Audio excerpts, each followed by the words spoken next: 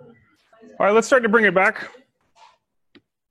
Our friends at home. Did you close the chat groups? Yep, they have 20 seconds. 20 seconds. Your entire mission statement, 20 seconds, go. Love Jesus, let's go. Love it. Make it to heaven. Make it to finish the race. That would be a good one too. So, are you a full-time youth minister? Yes, full time. That's your job. Yes. Yep. Do you But have an assistant or so in our department, our parish does not have a DRE. Now I'm Mike. So yeah, our parish doesn't have a DRE. In our department, we have 4 full-time people, 1 admin assistant, myself who's in charge of high school youth ministry, confirmation, and running the department. Middle school youth minister who's also a young adult minister. I used to be the young adult minister. A year ago, we switched. I took confirmation on, and he took young adult ministry because he's a young adult. So it makes sense that he would. So he's 10 years younger than me. He's right in that age group, and his wife can participate while he's doing. So that works. And then we also have a full-time elementary youth minister in charge of pre-K to 5th grade. So we run all of these what we would normally used to call CCD classes. We run youth ministry. So we still meet, the once a week, but we don't have textbooks.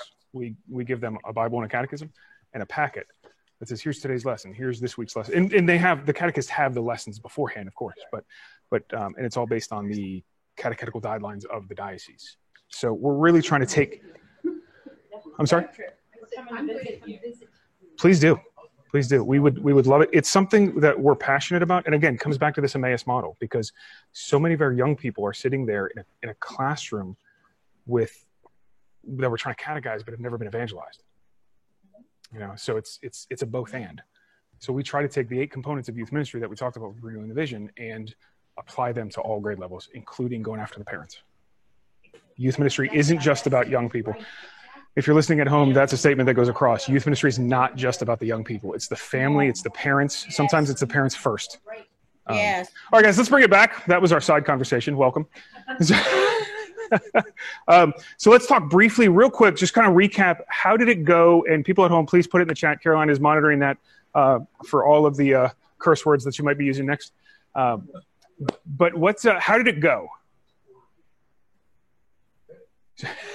You guys, you look like you're not sure. Like, we said some words. We had I guess it was already a mission statement, Reese and this marathon made up, and we're just trying to condense it. It's kind of long, so we're trying to condense it, and kind of threw some ideas out there ourselves to add to it.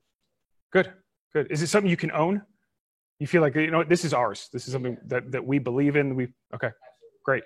What about you guys? As I looked over there, you're like,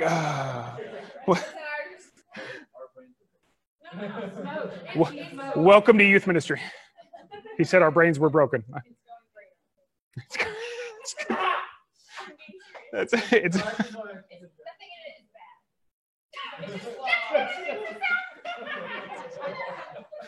I wish you guys could have heard that.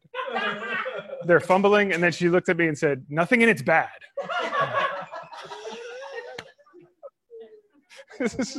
We're gonna have to edit and censor the mission statement. We're gonna get these kids.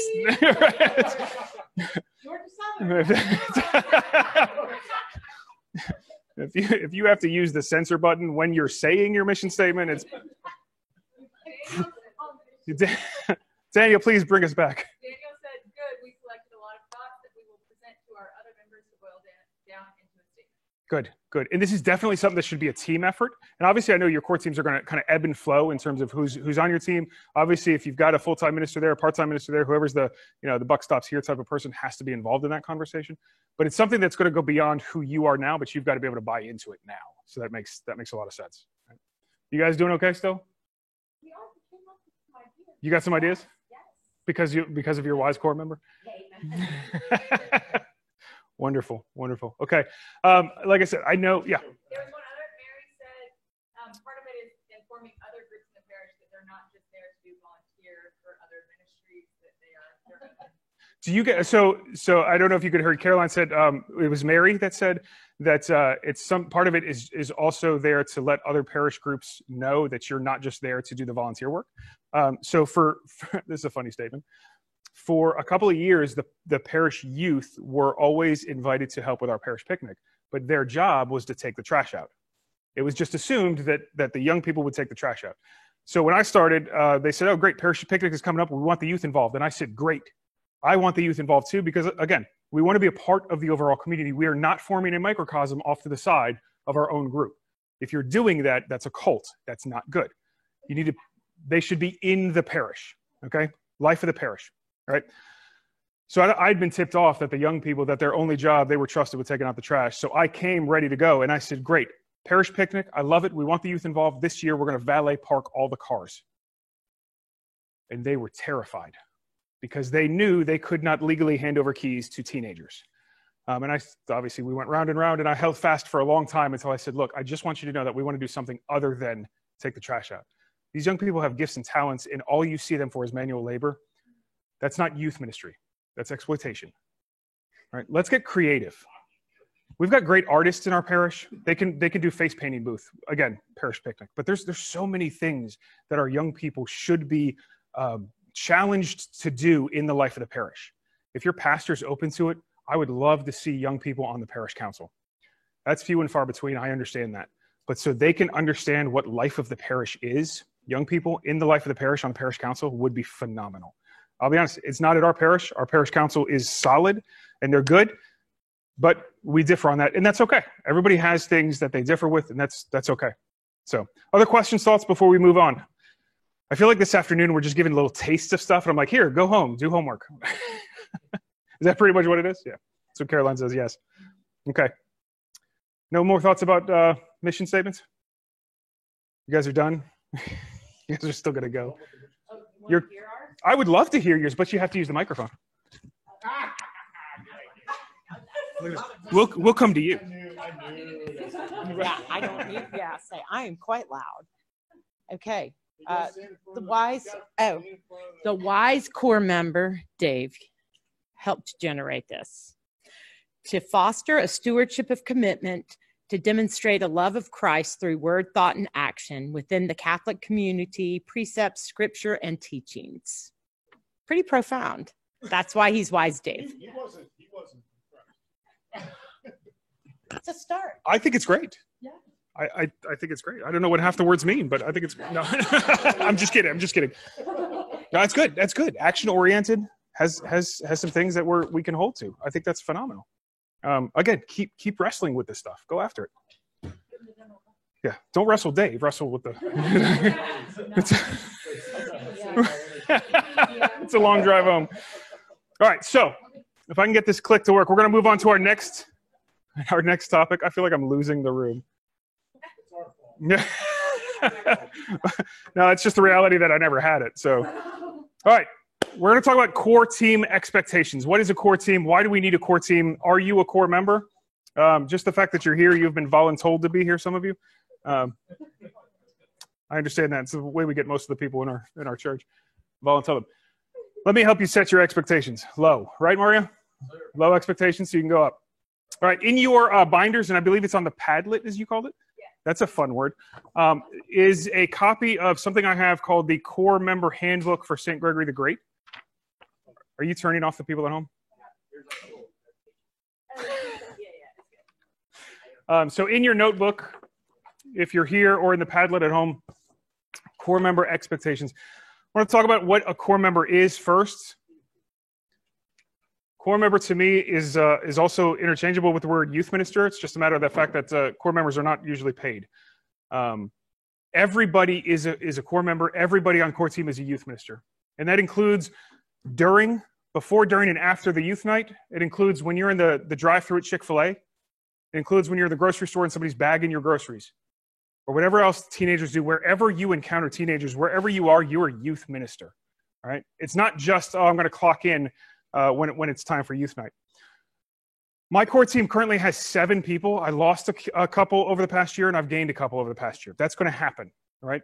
I never sign a core member up for a commitment of the lifetime, okay? They can be paroled at some point, all right? Usually what I do ask for is a year-long commitment, all right? Understandably, sometimes halfway through the year, a core member will come to me and say, look, my family situation's changed, something has changed, I can't commit as regularly, I will work with them, okay? But up front, I like to just say, look, we need consistency. The young people want to build relationships. So we look for core members who will sign up for a year, okay? Sometimes we negotiate, they're like, I can give you 6 months, we'll reevaluate. Perfectly fine, okay? You have to do what's in the best interest of where you are and whatnot. I know Ashley asked the question on the chat about my core team. As I said, my core team has 7 members right now. I just had a core meeting last night. So we've got a married couple who one's a school teacher in the public school. The other is a financial advisor, married couple. One is in nursing school. She's also a parent and works in a doctor's office. And she's got middle school and elementary school students and 1 college student. I've got another parent who's now a freshman in high school, but she's been on the core team since before I've been there. I've got the high school campus minister at our local Catholic high school on our core team. One of the sports coaches at the Catholic high school is also on our core team. And another parent who also happens to be one of the secretary receptionists at the high school. So, and I do this strategically. One, some of them came to me. This parent came to me and said she wanted to join the core team. I thought it was great. But I am very much going after both people that work in the Catholic school. If you have a Catholic school near you, high school, and you work with high school students, get involved there, all right? That is a huge bridge because youth ministry is not just for those that are in the public schools. Youth ministry is for any young person, right? And keep in mind, our mission statements should reflect that. It's not just about public school students. But when we talk about core team members, before anybody joins core team, if I do not know them and have what I would call a personal relationship with them, and this has happened with the married couple when they wanted to join. It happened with a couple of parents who wanted to join. I will sit down with them and have a one-on-one interview. As the full-time youth minister for the parish, everything that happens in youth ministry comes back to me, right? And I take that very seriously because that ultimately means my job, right? So when my core team is acting on my behalf, that's my job on the line if they mess it up. Excuse me, I apologize. So I will sit with every core team member one-on-one and have what I call the personal interview. Anybody who says, hey, I want to help with youth ministry, and we do this all the way down the grade levels, catechists, middle school, high school. And it's not a super formal interview. I just want to have a conversation to get to know that person. Obviously, in that, we talk about what our youth ministry is about. We tell them our mission statement. We tell them about the schedule, things like that. But I want to ask them 4 very specific questions. And I've boiled these questions down to 4 over the last 15 years or so. These aren't the only 4 to use. These are the 4 that work for me, right? Every youth minister has their own pattern. This is what I like to do. The 4 questions. 1, who are you? Tell me who you are. Should be a very easy question, right? Secondly, how are you and God doing? It's one of my favorite questions. Third, why do you want to serve on our team? And finally, what can you bring to our team? What gifts do you bring to our team? Within those 4 questions, I'd say a good 90% of the time, I have found great core members, and I have found volunteers that I think have great gifts, but youth ministry is not necessarily where they are called, if that makes sense. Have you had to say that? Yes. Yes. So, and we could talk about this too, if that's something we need to. It wasn't on the schedule, but you know, core team expectations, this is something we could talk about. I have, in that interview, I have asked people after I've discerned about it some more, because usually it's one of those, you go pray, I'm going to go pray some more now that we've had this conversation, and then let's have a phone call, a meetup if it's makes sense to meet up or whatnot. But yes, I've had to go back to people and say, look, I appreciate your willingness to serve. I appreciate the passion that you have. I'm not sure high school core member is right. Right? Have you thought about being a teacher's assistant? Have you thought about the Rosary Makers community? Because I see your passion, you know? I always try to affirm that passion, right? Because getting volunteers in ministry, we know. But in youth ministry, especially when we talk about, you know, let's be frank, when we talk about all of the abuse cases, right, we have to absolutely protect our young people and our vulnerable, okay? So I am not, if I have any sort of question, any sort of doubt, I'm not going to put them with, okay? Now, that's also to say that when a new core member comes and I say, great, you know, you've got to go through our safe environment and our background check, you know, follow your diocesan protocols. I think we're going to talk about that in just a couple of minutes. But I also give them a 90-day probationary period. Now, again, through that interview, I'm thinking I'm pretty good at guessing now. Not guessing, but discerning. It's a fancy word for guessing. No, just kidding. That's not what discerning is. Pretty good at like, okay, I know after 90 days, I'm pretty sure they'll be fine. But after 90 days, I'll sit back with my core team members one-on-one and say, okay, this is what I've seen. This is what I like. Here's where I think we can improve. And I'll ask them, what do you like? How do you think we can improve? Stuff like that. And again, at that 90-day period, I've also had to ask people to step out. It's not fun. It's not, I don't enjoy it. There was one time I enjoyed it. But, I'm kidding. Other than the mission statement, do you have a job description? For a core member? Yes. That's what this is. And we're going to go through this. We're going to skim it because I always hated when I showed up the first day of college and the professor read the syllabus word for word. Just a pet peeve of mine. I assume you guys can read, so we'll skim it. I'll have it in your email. I resent that. Okay, so you got it in your email. You've got a copy at your tables. It's on the Padlet online. I hope you guys can open it up.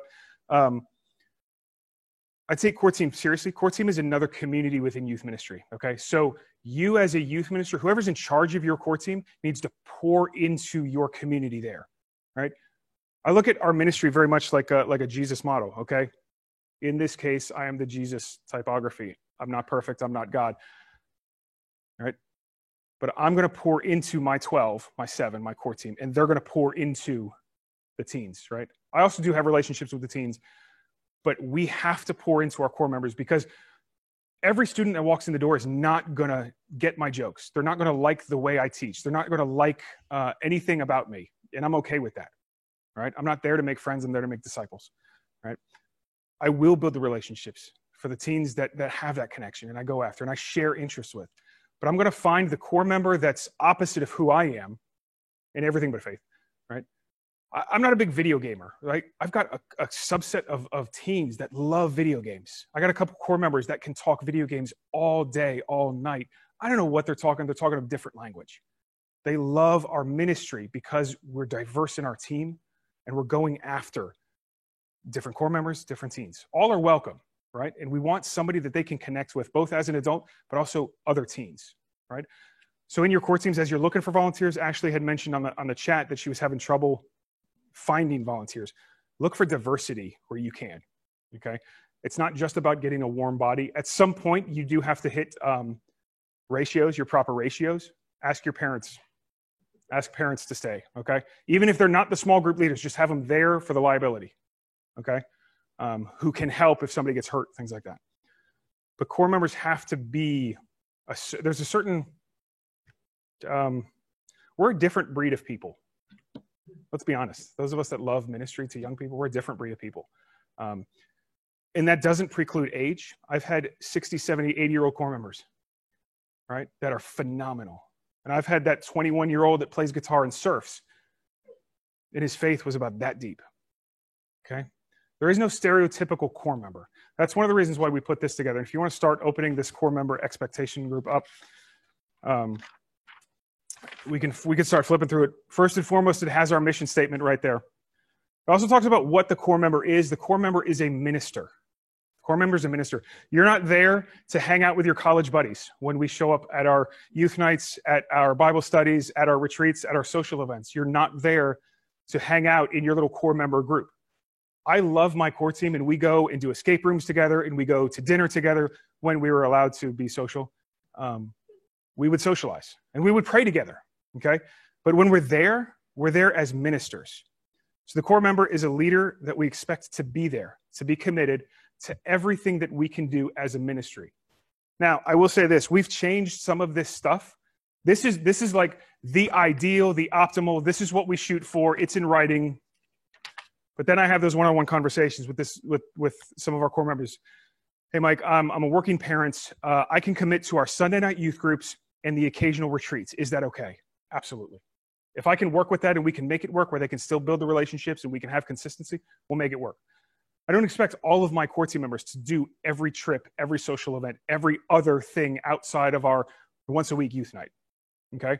I try to get them to as many things as possible. And I want them to be there as many things as possible, but it's not always going to happen, and that's okay.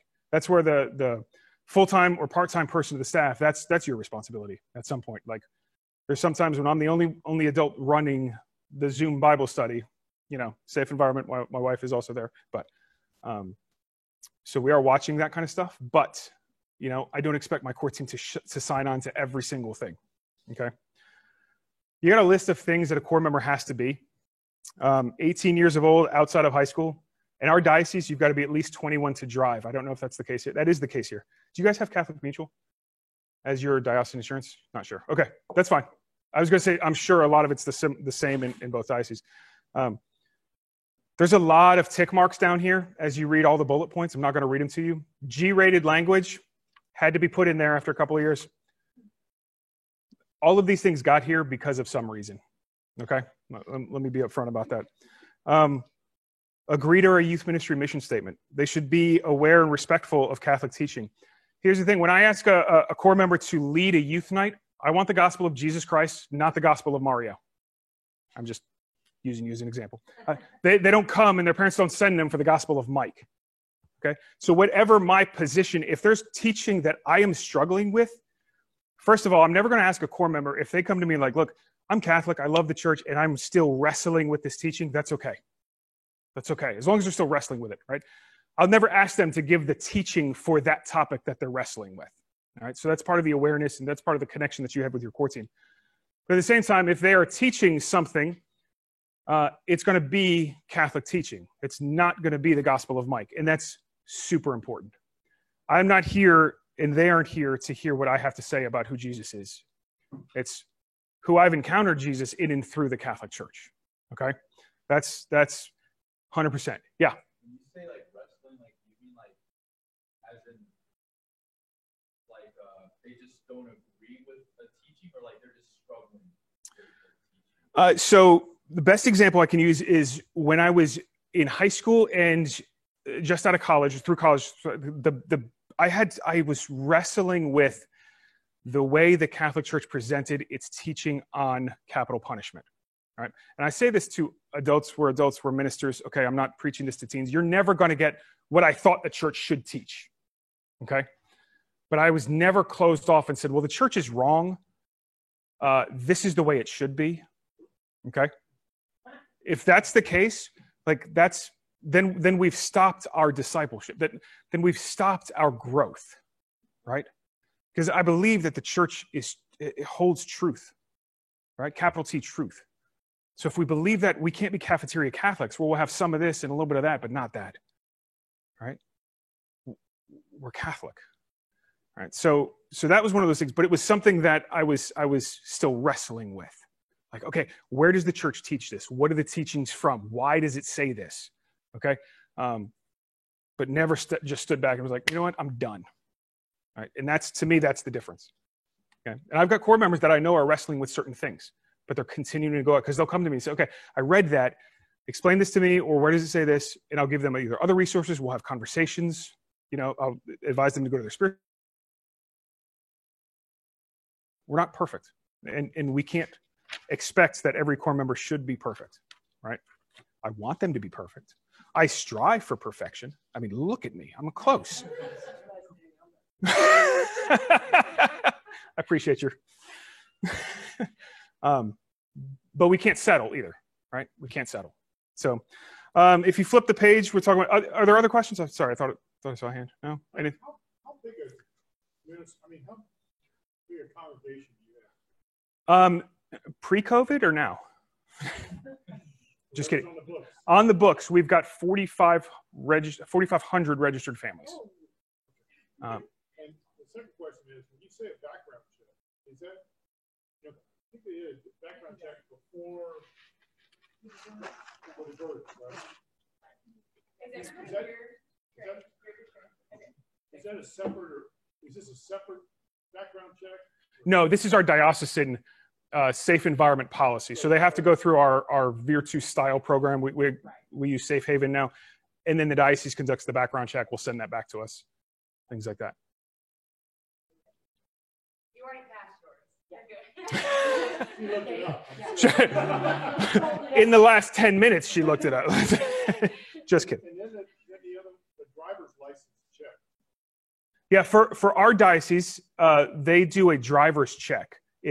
So in our form, you fill out the background check information, then you flip the page, and then anybody who's over 21, I ask them to go ahead and get that driver form so that if we're going on retreats or something, they can drive the teens. But they have to provide a copy of their license, a copy of their insurance. Their insurance in our diocese has to be $100,000, $300,000 limits. Don't know what the policies are here.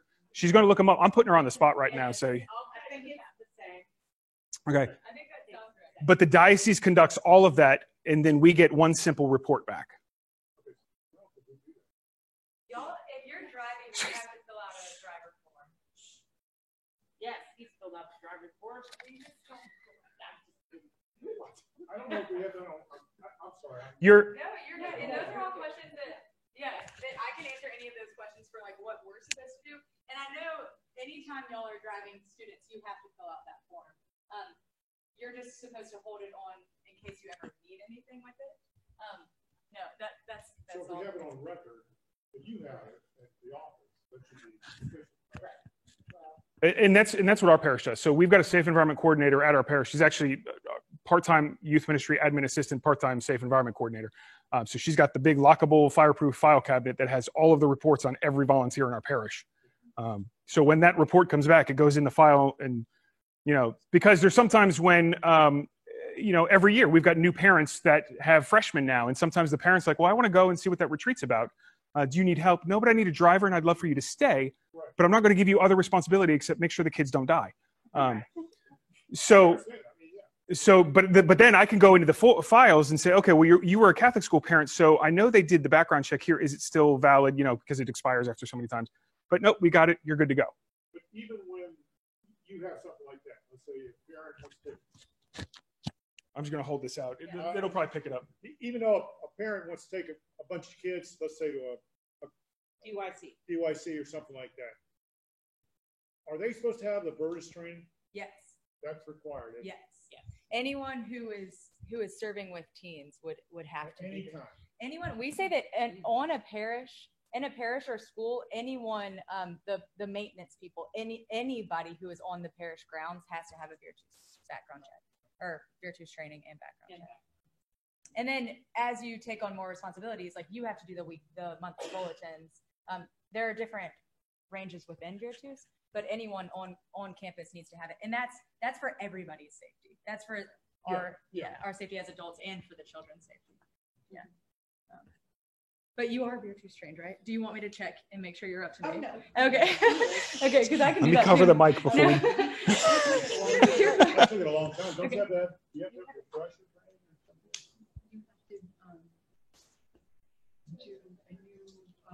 You guys know what I'm talking about? Sometimes, if it's over like 8 years, it depends. And Joan would be the right person to ask if you're worried about it. Yeah, she'll tell you. When I register you, if you're not all cleared, she will call me. Yeah, she would know. And that's good. Because I can't keep up with it. So yeah. Yeah, as much as sometimes we're like, gosh, I just need that driver. Oh, I'm one car short. Like, these protections are there for a reason. And this core member handbook, let me just say, this is one I put together. I put it together from a variety of sources. A lot of it comes from a Life Team core members handbook that was taken and was the basis for my old high school youth minister's core team handbook. I took that document from him after he made it his own, and I've made this my own now. So feel free to take it and do with it what you want to. There's some things in here you're like, we don't need that. There's other things you're like, well, we need more of this. But these are there to protect the young people and protect us. It's twofold.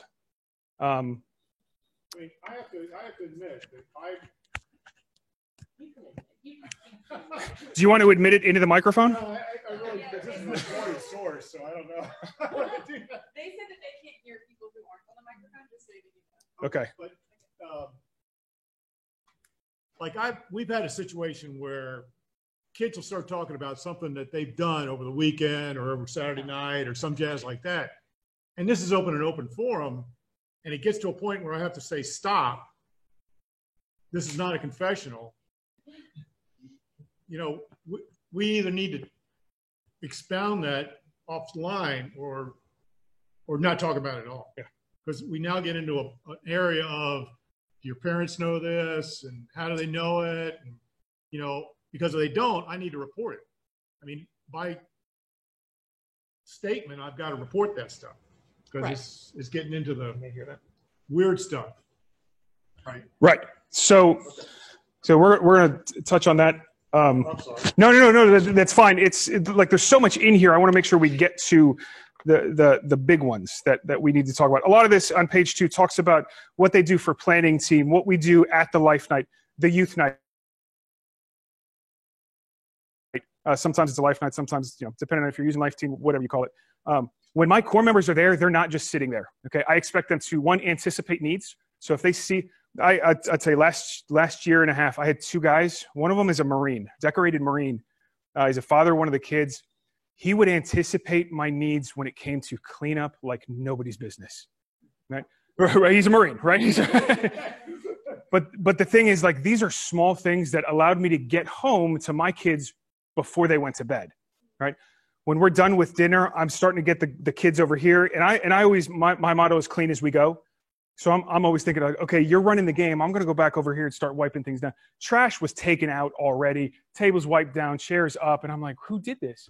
And John's over there carrying like 8 chairs. Like, I got this. It's fine.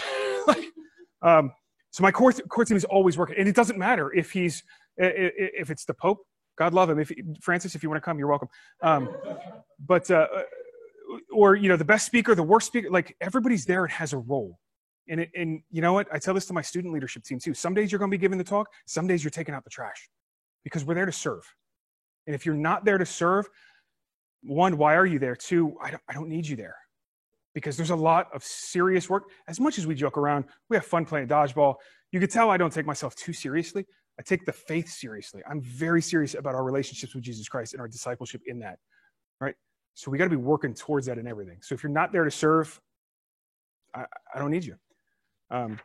Also, one of my tips, you were asking if I ever had to tell somebody that they weren't quite gifted for youth ministry. That second question, how are you and God doing? And that third question, why do you want to serve, are 2 very big indicators on somebody's motivation for being there. And rarely does anybody have a bad motivation. Like, oh, I really like to hurt some kids. Like, nobody's going down that road. But when I hear things like, oh, I just love being around the kids are my drug, that's a red flag to me. Like, I love that you're passionate about young people and you get jazzed being around young people, but this is not why you're there, right? And the other thing is, if somebody cannot talk about their relationship with God outside of serving in that ministry, that's a red flag to me. And that's super selfish, a little bit arrogant perhaps, okay? But that's one of the things when we talked about how are you and God doing, I did ask the question, did you talk about your relationship with God outside of youth ministry? Because they have to be able to be fed elsewhere.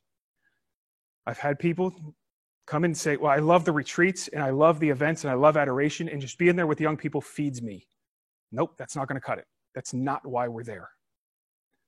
Do I get fed little morsels while I'm at it? Absolutely.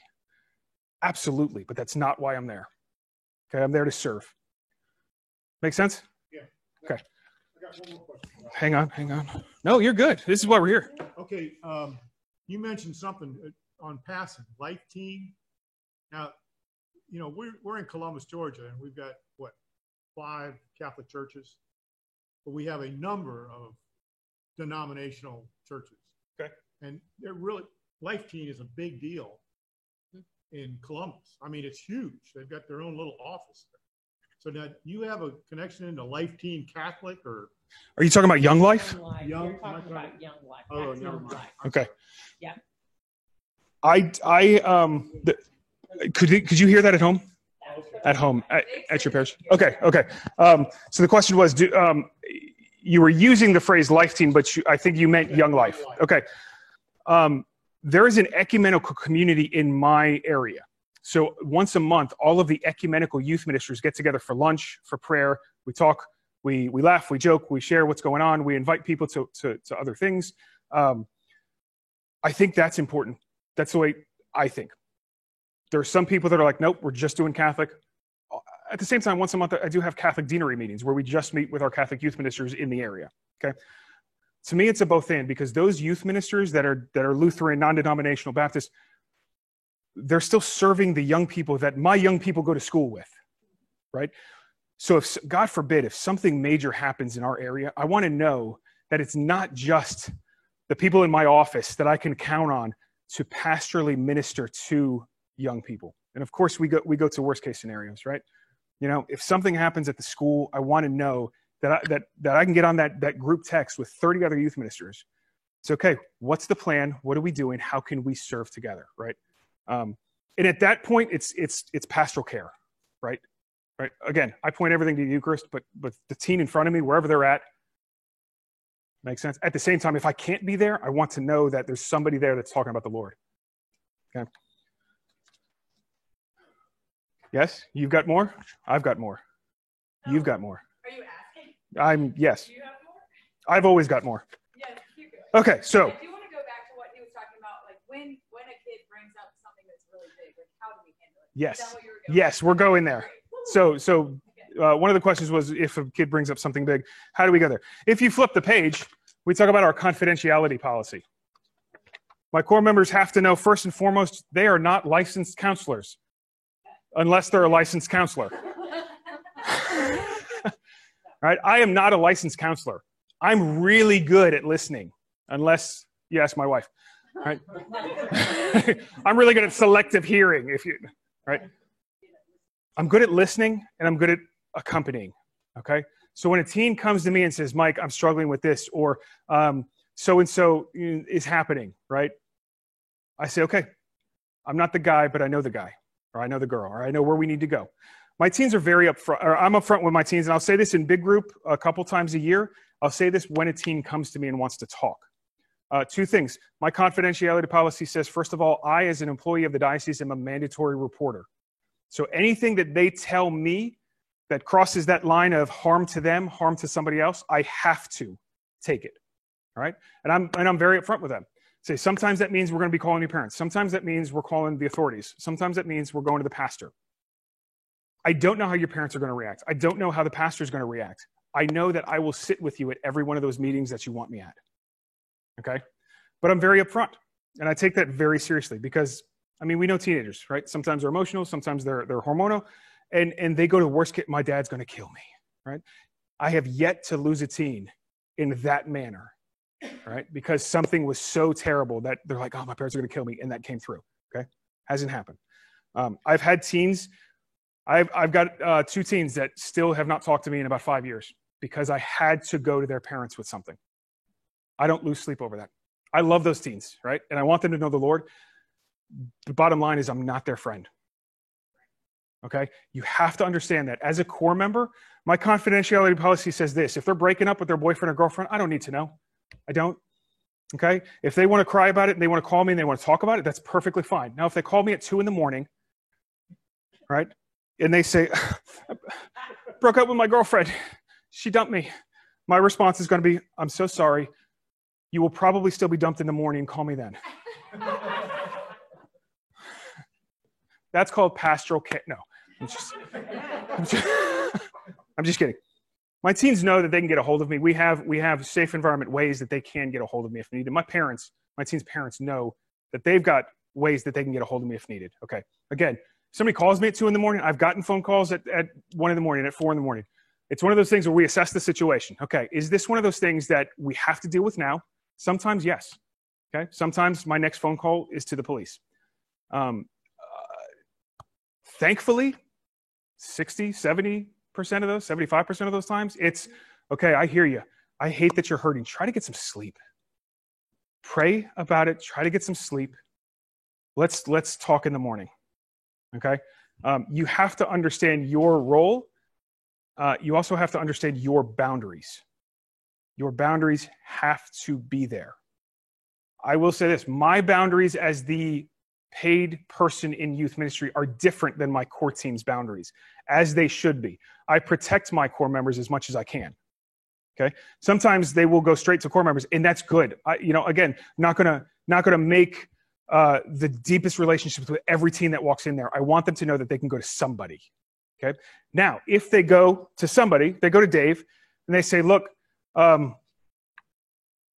struggling with this. Let's for fun, because we're youth ministry, every example comes to drinking. Let's use that. I'm drinking on the weekends. I really want to stop. Okay. Or I'm drinking on the weekends and it's really affecting whatever. They come to Dave. Dave's a core member at my parish. Dave knows that this is one of those things that he has to elevate to me, because it falls in the category of you are harming yourself and potentially harming others, right? When I say to my core members, there is no gray area. If you think it's gray area, you have to come to me. I take all the guesswork out of that. If they've broken up with their boyfriend, girlfriend, you don't have to come to me. If they're struggling in math, I don't need to know that unless they want me to know that. I will struggle with them in math, right? But if they are in danger, or if somebody else is in danger based on what is being told, my core members are required to come to me. That's what this says. Now, as a mandatory reporter, then it's on me, right? And that core team a lot of times will walk with me because that's the teen has trusted them. My core members also know that they will inform the teen, okay, this is when we got to take the mic, okay? A lot of times they already know where it's going to go from there, and we'll tell them and we'll be upfront, but this is what it is. This is the policy. This is who we are, and ultimately we're about the safety of our young people, okay? Technology. I don't know how much you want me to go into technology and social media. We have social media guidelines in our diocese. We are not on TikTok. We are not on Snapchat. Those two things scare me. That's a personal opinion, okay? Our diocese actually says we're not allowed on Snapchat. Twitter, Facebook, Instagram, we have social media accounts for all of them. Everybody in my department has the login information for all of those accounts, okay? So that every now and then a teen will send a message to our Facebook page or our Facebook account, right? Hey, what time is confession?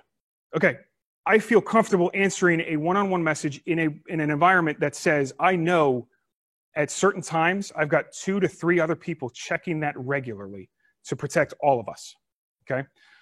One of the our teens text, they don't read emails anymore. We use 2 things that one is paid, one is not. We use Flocknote for our parish. It's an email service similar to MailChimp, but it's Catholic and has a lot of Catholic installs in there. Are you familiar with Flocknote? Yeah, okay.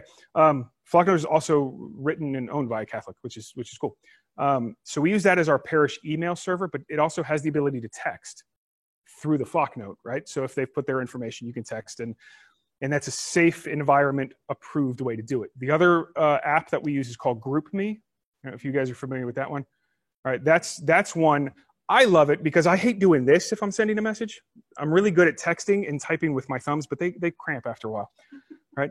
So GroupMe, I can log in on my computer and I can send the text, and it has saved every text I've used over the last 3 years. Again, my people in my office have the login information to my account for that. And they go in regularly and make sure everything's on the up and up. Everything is there, okay? Everything that's supposed to be there. I rarely use that to direct message unless that's the last possible resort. And if I do send a direct message, I will make sure and tell my 2 other ministers, say, hey, I have to send a direct message to this team. This is what it's about. I need you to regularly check that, especially over the next 2 weeks, right? You know, just so we've got more eyes, more things on that. I don't know if you want to talk about what Savannah says you can't use in terms of those things, or everything that you said you can use. Okay, Caroline said you guys can use anything you want. Just kidding. Just kidding. The same idea. Don't be messaging one-on-one with a student, and that is for everybody's safety once again. I know that there are situations in which it's impossible to not be interacting with students, but to make sure that there's a second voice in there, and that somebody else is aware of it. Contact parents is usually the safest way to go, but GroupMe is something that I know y'all use GroupMe, right? And you can interact there. That's a group chat. Anything that's group related is fine, but one-on-one interaction is not supposed to happen at all. The other nice thing about GroupMe is, as the administrator, I'm the only one that sees cell phone numbers of other people. Right. So if we're in a group chat with Dave and Mario and Caroline and whatnot, then Never mind. Then Caroline's not going to see what Dave's number is, not going to see what Mario's number is. So that's the only way. So it's not like we're giving out information, right? Cell phone numbers, things like that. Okay. Questions? Yeah. Yeah, you got to yell. Yeah. If a student direct messages the account and you respond, does that count as a one-on-one, or since other people have access to the account? For our diocese, that's okay. That other people. So the question was, if a student direct messages like our Instagram account, is it okay to respond there? For our diocese, yes, because there are multiple people that have access to that login. So it's never truly one-on-one. Okay. I've also given the login information to my pastor, but I don't think he's ever been on Instagram. But I'm just, again, covering my, so I'm trying to put it out there so other people can go in and see what it is we're talking about. A lot of times I'll use GroupMe on every one of our trips that we do. So NCYC, National Catholic Youth Conference, we're taking 30 students. I don't want to send, 30 different texts. Okay, GroupMe, boom, everybody in there with the chaperones, with everything. Okay. And the fact that all of y'all are on GroupMe, we don't have GroupMe. Oh, okay. We just have. Okay, and all of y'all have access to that, and just the fact that you're asking the questions, like, just make sure that you're covering your own butt, because I think that you just want to be safe. That you don't want there to be any questions. And the same thing, if there's a gray area, assume be as safe as you can. If there's something that makes you like, is this okay? I would err on the side of caution. So Caroline's talking about just being completely transparent as best you can. Completely transparent, right? Err on the side of caution always. If there are multiple people that have access to like the Instagram account for your parish, that's okay. I don't direct message much, and I don't find the kids direct messaging much. A lot of times it's them at school and, oh, what time is that meeting tonight? Or da, da, da, da, da. But very rarely, especially if pastoral concerns start coming up, a direct message on Instagram is not the place to address pastoral concerns. If they're struggling with depression, that's not the place to do direct ministry long-term, right? No, handle the situation and then do it in person. I know people go back and forth. I like email because it has a paper trail. So sometimes emailing back and forth, things like that has that paper trail. In person, if I'm ever in person with a student, I'm never one-on-one. It's either always in a public place. We meet at the coffee shop. We meet at the Dunkin' Donuts, right? Good stuff. I try to always take another core member, especially, all right? This is huge, right? I am not a young lady, okay? I don't know young ladies' problems. So if a young lady starts talking to me about young lady problems, I'm going to direct her to the core member that I feel best for that. All right? I tell my female core members the same thing. As often as we can, like, same-sex pastoral ministry is important, all right? Because we know these teenage, sometimes there's infatuation, sometimes there's like misreading the relationship. That's where the boundaries are. That's where it's super important to have our guidelines, okay? I know I'm blowing the time. I'm sorry. Flip the next page. That's our diocesan child sexual abuse policy. If you want this in a document form, I can easily send it to Caroline. Or did I send it to you as a document or a PDF? I have it. Okay. All right. So you feel free to edit. Yeah, I guess it is. Okay. I can send you the document so you guys can edit this if that's something you guys want. If you flip to the second to last page, I told you everything in this policy book is there for a reason. If you will read the dismissal policy, and for those at home, I will read it out loud. Everybody's on the Padlet? Okay, then I don't have to read it out loud.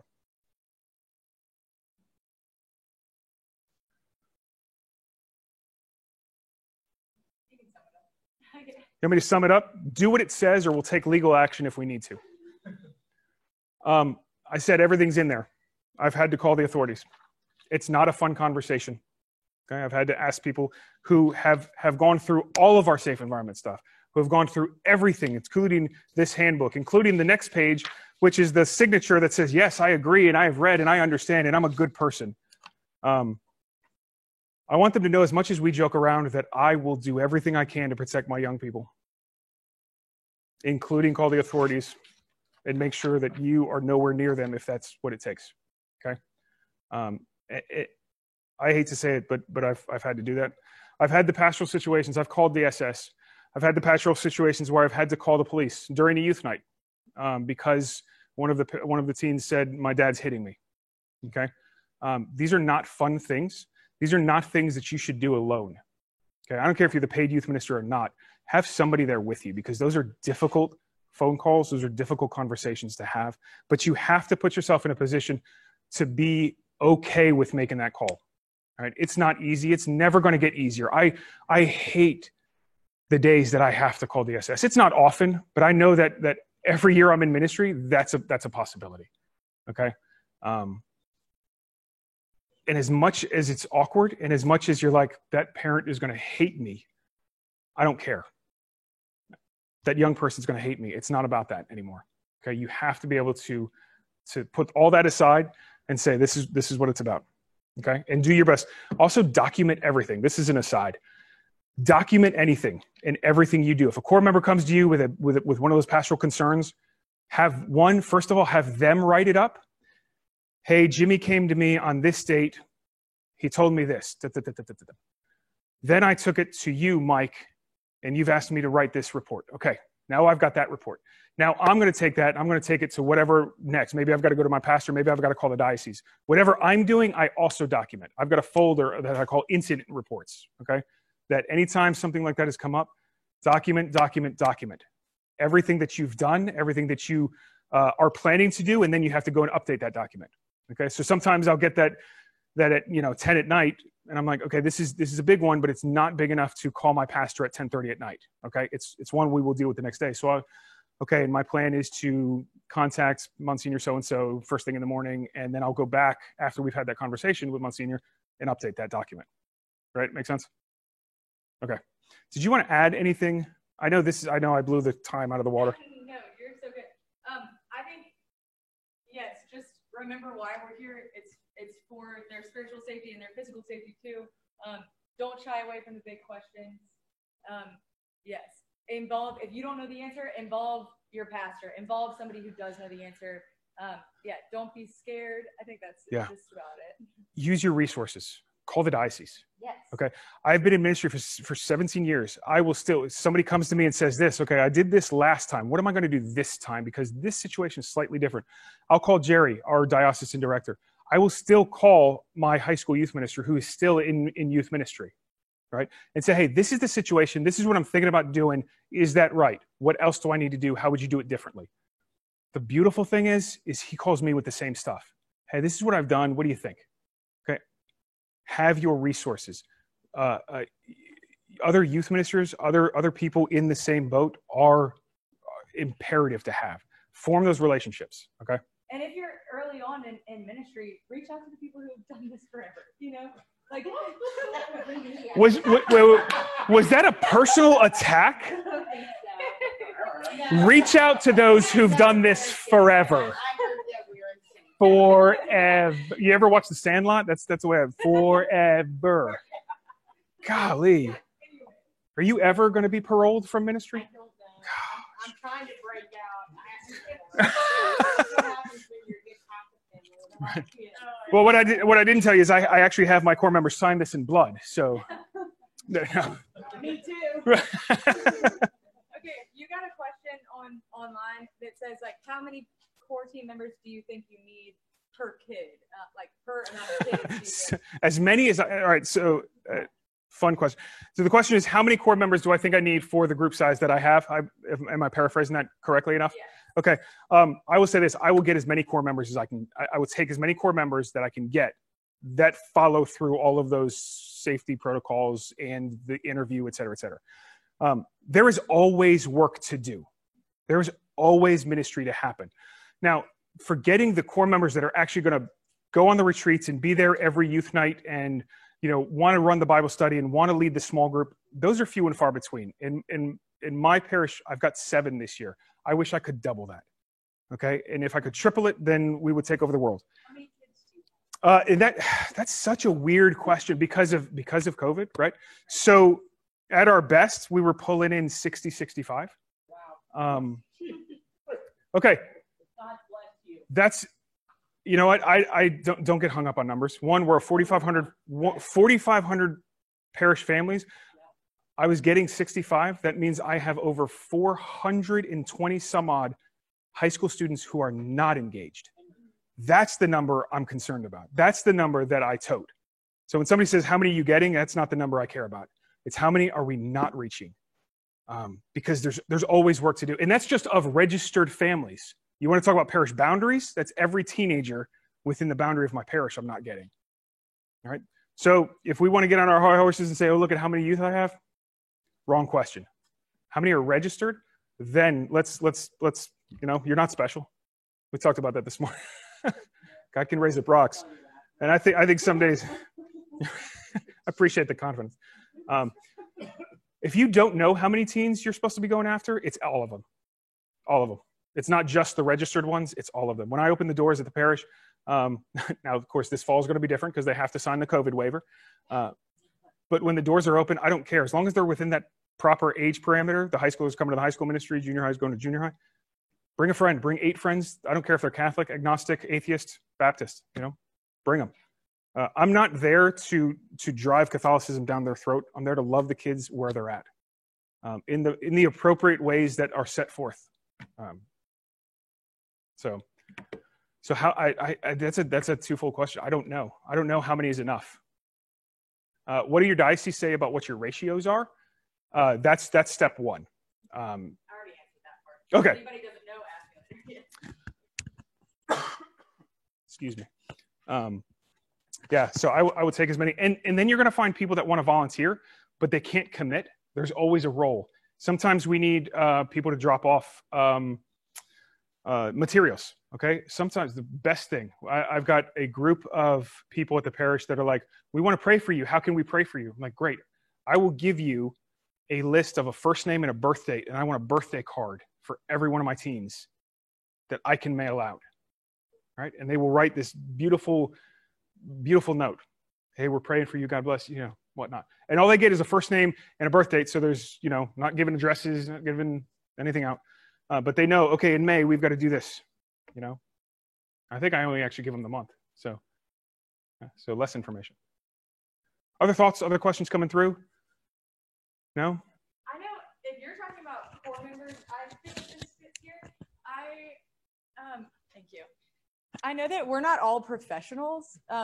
Some of us are just volunteers who have a heart for this, but this is our first time in ministry. We have, well, all of y'all's parishes, I believe, are signed up for our Catechetical Institute through Franciscan. And so there are courses online that if y'all don't know how to run small groups, if you're really having a hard time giving talks, if you are at like have these things that you don't know how to teach about the Trinity, we have something that all of y'all are signed up for and can get on for free with your parishes. And so I think that those courses have been really awesome. And if anybody would like to hear more about those, you can ask me too. But yeah. Thanks. Never stop learning. I think that's all. Absolutely. I was in my 6th or 7th year of full-time ministry when I went back for grad school. So I'll second the work that Franciscan does. I did distance learning from Franciscan twice, once for theology, and then I decided I wanted more and went back for a catechetics degree as well. So if their resources are phenomenal. If it's free to diocese, go get as much as you can. And like I said, talk to each other, talk to the other parishes, find out what they're doing, talk to the diocese, find out what's going on. That's your biggest allies and resources. Okay. Since we blew up the schedule that's written, I'm gonna call an audible, and we're gonna do. I feel like that was like, whew, a lot of information. Drinking from a fire hose. Let's take about 10 minutes, 10-minute break. I don't know what you want to do with the Zoom. If you just want to leave it going, we're gonna take a 10-minute break, and we'll be back. You want 10? You want 15? 10? What do you want? I think 10's okay. All right. And if anybody in the group, will you tell them that? If anybody has questions, now is a great time and we can. Yeah, if you're in the group chat, if you have any questions, that anything from today, anything that you hope we still address, put it in the chat. We'll do our best to get to it. If not, Caroline will answer it. Yeah. So we'll be back in about 10 minutes, about 2:50-ish.